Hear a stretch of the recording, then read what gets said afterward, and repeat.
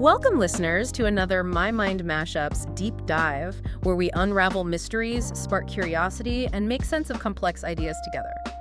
I want you to start by doing something with me. Yeah, if you're in a safe place to do so, maybe just pause for a second. Right, exactly. If you are not driving, just close your eyes for a second.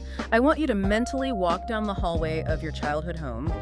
Just open the door and step into your childhood bedroom. Notice the sensory experience. Take a breath in. There's always a very specific smell, isn't there? Oh, absolutely. There is a very specific smell to that room. Maybe it's the old carpet or a particular laundry detergent or just the scent of dust settling on a stack of worn-out paperbacks. Yeah, you can almost feel it. You really can. Now look at the faded posters hanging on the wall. Listen to the quiet hum of the space. It's entirely yours. Right. Do you feel that sudden, overwhelming click in your chest? That deep, resonant sigh of safety and comfort? It's a very real, very physical sensation. It is, and today we are exploring that exact feeling. We are diving into a phenomenon called the nostalgia glitch, because that overwhelming wave of sentimentality you just felt, it isn't just a vibe. No, definitely not. It is a high-priority, biologically hardwired safety protocol in your brain. And before we get any further into the mechanics of your own memories, don't forget to like, share, and subscribe if you enjoy content that makes you think.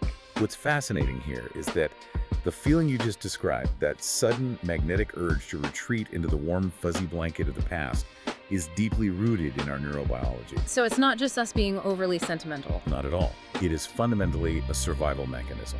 And today, we are going to explore the underlying architecture of that urge. Right. We need to look at exactly why our brains pull us backward when the present gets, too chaotic or difficult. Exactly. And more importantly, how we can break free from that glitch. We're going to introduce a really powerful concept called Retro-Futurism of the mind. Retro-Futurism of the mind. That sounds intense.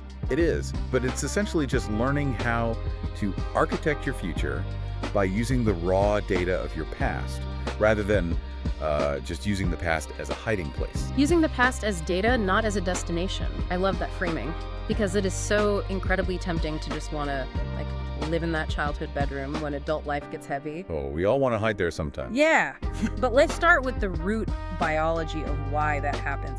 Why does our brain actively try to pull us backward? Well, it all comes down to a basic evolutionary imperative. We have to remember that the brain's primary mandate is survival, not happiness. So it doesn't really care about our self-actualization. No, evolutionary biology doesn't care if you are creatively fulfilled or living your best life. It only cares if you live long enough to see tomorrow. Right, keep the heart beating. Precisely. And because of this harsh reality, early humans developed a very powerful cognitive bias known as ambiguity aversion. This means we heavily favor the known negative over the unknown positive. Wait, a known negative? Meaning we will actively choose a bad situation as long as we know the rules of it. We will, because in ancestral times, the cost of an unpredictable environment could literally be death. Wow, okay. Let's put this in perspective. Imagine you have a choice between staying in a burnt-down, drafty, miserable little cabin that you know intimately, or walking into a sprawling, beautiful, but completely pitch black and unknown mansion. I mean, the mansion sounds better, but it's dark. Right. Statistically, in terms of sheer survival, the burnt-down cabin is vastly safer. You know exactly which floorboards creak, you know where the drafts come from. You know what animals live in the walls? Exactly. The mansion might be luxurious, but it might also have a predator hiding in the foyer. Your amygdala, which basically acts as the brain's emotional smoke detector, is obsessed with this kind of threat assessment. So it's always scanning. Always. In fact, roughly 2/3 of the neurons in your amygdala are dedicated solely to monitoring for negative information. 2/3, just for the bad stuff. Yeah. It vastly prefers safe, mapped-out territory, even if that territory is miserable. Okay, let's unpack this. It's almost like we are walking around wearing a very specific kind of protective gear. How do you mean? Think of it as a Velcro and Teflon suit. We are biologically wired with Velcro covering our backs, which catches every single negative experience, every perceived threat, every embarrassing mistake. And they stick instantly. Exactly, they stick to the Velcro. But on the front of the suit, we have Teflon. All the positive experiences, the compliments, the unknown possibilities, they just slide right off and hit the floor. That's a great analogy. We literally hoard the bad stuff because our brain thinks it's a map to keeping us alive. And if we take that Velcro idea a step further into the neurobiology, we see exactly how the brain manages stress when that suit gets too heavy. Okay, what happens? Well, when the present moment becomes overwhelming, when there are too many unknown variables or too much negative stimuli, the brain initiates a strategic retreat. It falls back to the cabin. Right. This activates the Hippocampal-VTA loop. The hippocampus is the region of your brain responsible for memory and pattern completion. So during times of adversity, it rapidly scans its vast archives, looking for a safe pattern.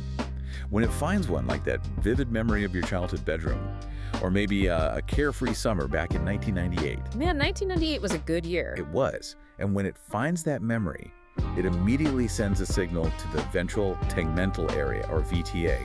The VTA is the primary dopamine production hub of your brain. Wait, so the brain is essentially rewarding you with a chemical hit just for looking backward. It is a closed-loop internal reward system. When the outside world gets too cold and unpredictable, the brain literally prescribes its own pleasure. That's wild. It self-medicates. It administers an internal painkiller. You retreat to a known environment in your memory, and the brain floods you with dopamine to encourage you to stay there until the external threat passes. But hold on, I have to challenge this premise. Go for it. If our brain is giving us a dopamine hit and it brings our heart rate down and it feels that deeply comforting, isn't nostalgia a good thing?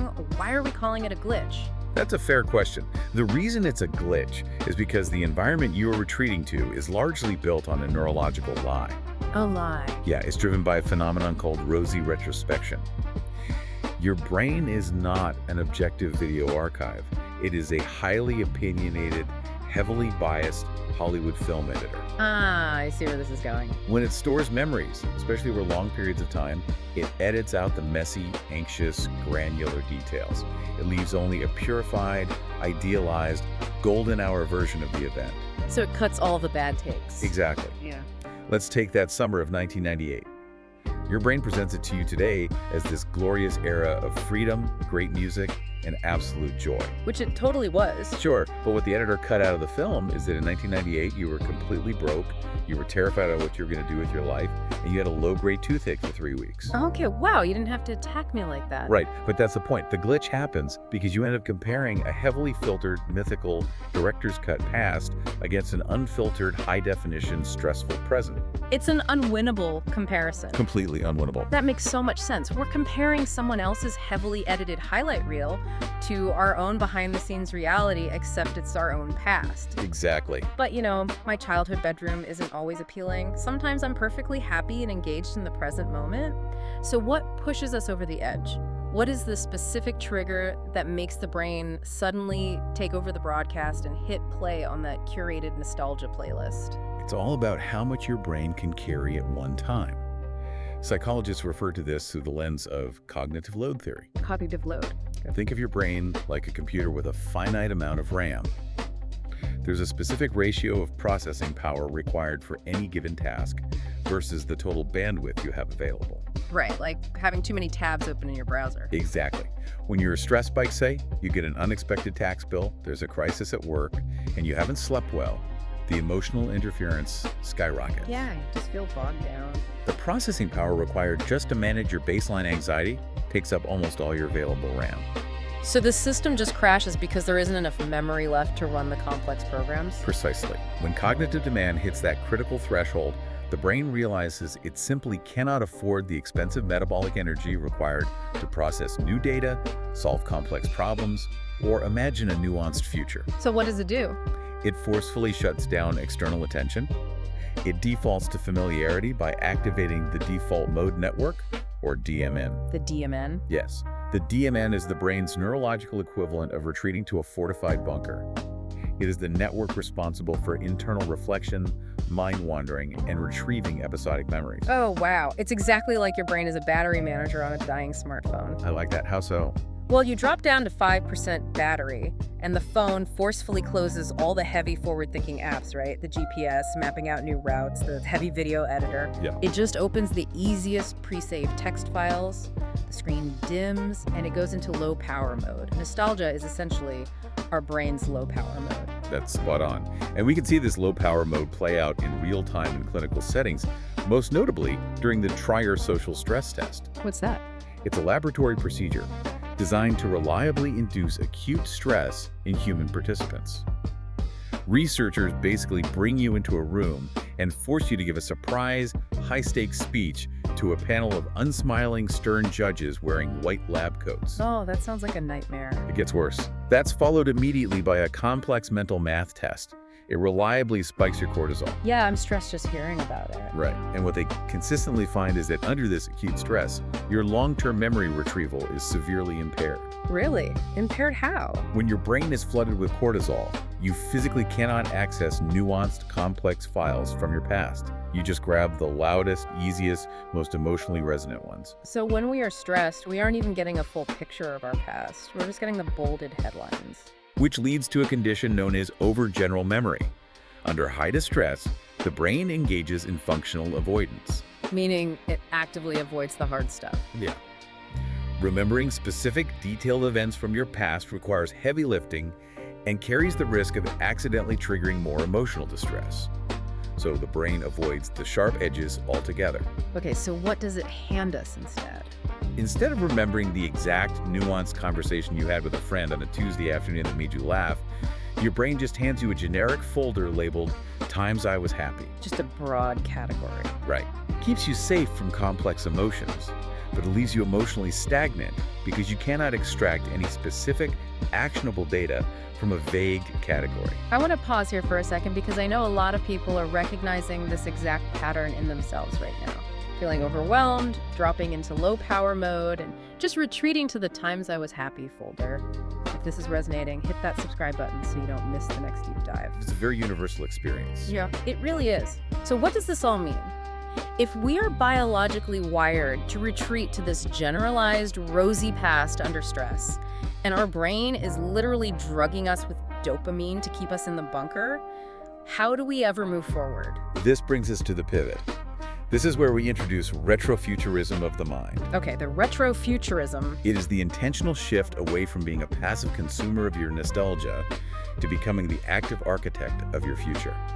We achieve this through narrative identity and self-authorship. Taking back the pen, basically. Exactly. We have to stop allowing ourselves to be authored by old versions of ourselves or external scripts. We must start treating our past selves not as prisons that define what we are capable of, but as prototypes. Prototypes. Yes, they are purely data points to be studied. You know, that reminds me of the hypervigilant squirrel metaphor. Oh, let's hear it. So your amygdala is like a squirrel that is absolutely terrified of hawks. And right now, it is hiding inside a hollow, dead tree. There are no acorns there, the tree is rotting, but the squirrel refuses to leave because it knows every single piece of bark inside that hollow trunk. The known negative. Exactly, the known negative.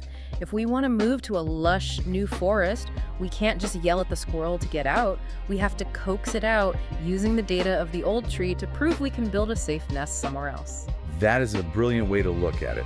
We are trying to assure the nervous system that moving forward doesn't mean abandoning safety altogether. Right.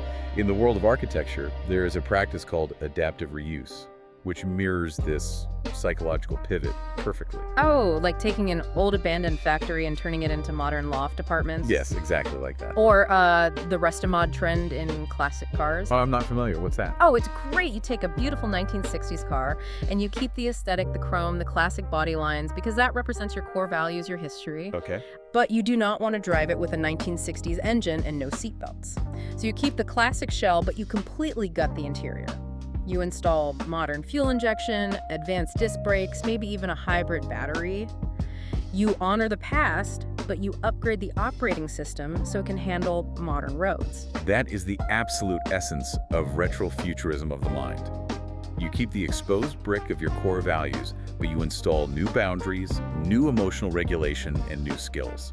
So how do we actually do the renovation? To actually execute this, you need to engage in what psychologists call differentiated processing. This is the mechanism for mining your past for data without getting stuck in the mud. Okay, walk me through it. When you look back at a memory, you have to code it on two completely separate scales: event valence and impact valence. Event valence versus impact valence. So essentially, grading the trauma versus grading the triumph. Break that down for us. Event valence asks you to evaluate how bad, painful, or chaotic was this event when it was actively happening. Rate it on a scale of 1 to 5. Okay, so give me an example. Let's say you had a deeply toxic first job out of college. The event valence might be a 5. It was miserable. Definitely a 5. Right. But impact balance asks a completely different question. How much did surviving that toxic job contribute to your current growth, your clarity on what you will not tolerate, or your professional wisdom? Oh, I see. That might also be a 5. By decoupling the original pain of the event from the resulting utility, you stop being a victim of the memory and you start becoming a student of it. It's separating the sting of the moment from the lesson it provided. Exactly. So if I have a deeply nostalgic memory, something positive, how do I process it differently using this method? You use the then, now, next extraction protocol. Then, now, next. Yes. When that wave of nostalgia hits, you look at the memory and ask 3 specific questions. First, then. What did I actually value in that moment? Like, why did I love it so much? Right. Let's say you missed the simplicity of your college dorm. Was it the cheap pizza or was it the effortless sense of community and proximity to friends? Probably the community, though the pizza was okay. True. Second, now. What part of that value is still true for me today? Yeah. You probably still value deep community. Yeah, absolutely. And third, next. What is one specific action I can take tomorrow that honors that core value without trying to literally recreate the 1990s or move back into a dorm? Here's where it gets really interesting, because understanding this conceptually is fantastic. We all nod along and say, yes, treat the past as data, grade the triumph. Sure. But what happens when you are actually stressed out of your mind on a Tuesday afternoon? Your boss is yelling, your inbox is overflowing, your cognitive RAM is completely maxed out, and that dopamine-laced nostalgia is pulling you under. It's hard to think about impact balance in that moment. Exactly. We need tools to hack the system in real time. You're entirely right. Insight without intervention is just interesting trivia. When you are in the thick of a high-stress moment, you need to deploy self-distancing. Self-distancing, how does that work? The first technique in this toolkit is visual distancing. Normally, when we replay a stressful event or get pulled into a memory, we do it from a first-person perspective. We look out through our own eyes, feeling all the original panic and physiological arousal. Right, our heart races all over again. Exactly. Visual distancing requires you to intentionally zoom out. You adopt a fly-on-the-wall view. You force your brain to watch the scene unfold from the corner of the room, as if you are a director looking at a monitor. Does just changing the camera angle actually help? It does. Functional MRI scans actually show that this specific visual shift drastically reduces emotional reactivity in the medial prefrontal cortex. It physically cools the brain's emotional centers down. I can see how zooming out helps cool down the visual aspect, but my issue usually isn't just seeing the memory, it's the internal monologue. My brain is screaming at me. Right, the inner critic. Yeah. How do we turn the volume down on the voice in our head? That requires the second tool, linguistic distancing. When the stress hits, our internal monologue typically uses first-person pronouns. We say, why am I feeling this? Why is this happening to me? What am I going to do? That's my Tuesday afternoon soundtrack, yeah. Linguistic distancing asks you to consciously shift to third-person pronouns, or even use your own name. So you would literally ask yourself, why is, your name feeling this right now? Why is your name reacting this way? Okay, I have to push back on this one. Go ahead. Doesn't talking to yourself in the third person using your own name just make you sound incredibly weird? Like you're practicing a supervillain monologue in your kitchen. It definitely sounds a bit odd at first, but if we connect this to the bigger picture, it might feel strange. But neurologically, it is incredibly effective. Really? Yeah. Using your own name creates a linguistic buffer. When you say I, your brain assumes the self is under attack and needs to defend itself, keeping the amygdala on high alert. Oh, because it's personal. Exactly. When you use your name, you trick your brain into reasoning about yourself as if you were a friend coming to you for advice. Oh, wow. It fosters intellectual humility.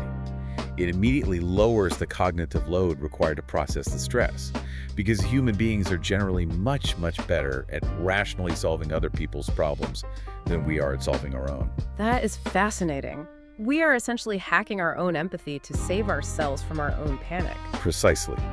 And the final tool in this protocol is chronological distancing, sometimes called the perspective zoom. What's that? Mental time travel. Kind of. When you are overwhelmed by a present glitch and the urge to hide in the past is strong, you mentally travel forward instead. You ask yourself, how's my future self 10 years from now going to look back at this specific Tuesday afternoon problem? Oh, I like that. It instantly shrinks the perceived magnitude of the threat, pulling you out of the survival mode glitch and thrusts you back into executive function. So, bringing this all together, The past is undeniably a magnificent place for a sigh of relief.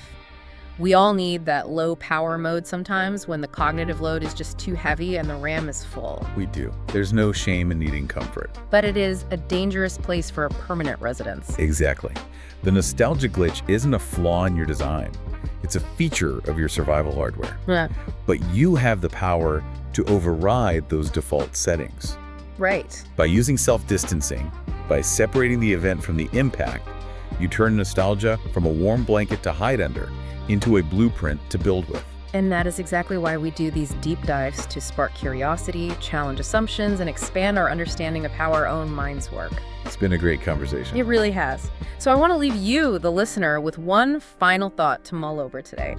Don't just remember your past, query it like a rich data set. Think back to that childhood bedroom we walked into at the very beginning of this deep dive. Walk around that room one last time. Look at the desk, the posters, the books. It's still useful there. Exactly. What is the one artifact, a core value, a lesson, a spark of pure, unedited curiosity is that you are taking off that wall today to decorate the architecture of your future self? I love that. Me too. Like, comment, and subscribe to hear more My Mind Mashups deep dives. We appreciate everyone tuning in. We really do. Find My Mind Mashups everywhere you listen. Amazon Music, Audible, Facebook, Pocket Casts, Spotify, TikTok, and YouTube. Drop your thoughts in the comments. Your perspective could shape our next deep dive.